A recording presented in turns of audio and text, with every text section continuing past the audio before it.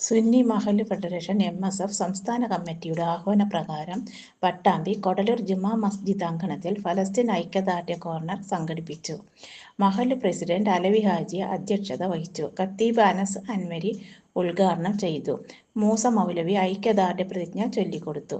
P. Moideen കുട്ടി, ഹൈദർ കുട്ടി Haji, K. Muhammad Kutty Haji, P. V. Saidalavi, Ummer Pathiyil, K. Mustafa, Ameer Faizy, Shihab, Akbar, Abdulu, Azeez, Abdurahman, Anas Wafy, Yusuf Ali Wafy, P. Ameer, Anas Kodalur എന്നിവർ നേതൃത്വം നൽകി.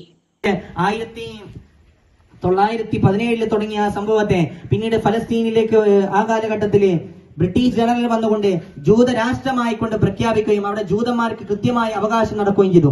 പിന്നീട് കാലങ്ങൾക്ക് ശേഷമാണ് 1947 അതൊരു രാഷ്ട്രമായി പ്രഖ്യാപിക്കുകയും UN-യുടെ അടുത്ത് ചെന്നുകൊണ്ട് UN എന്ന എല്ലാ രാജ്യങ്ങളുടെയും സഭയുടെ അടുത്ത് ചെന്നുകൊണ്ട് അവിടുന്ന് മുസ്ലിമീങ്ങൾ കൃത്യമായി കൊണ്ട് പറഞ്ഞു, ഞങ്ങൾക്ക് ഞങ്ങളുടെ ഫലസ്തീൻ ഒരു മുസ്ലിം രാജ്യമായി കൊണ്ട് തന്നെ വേണം.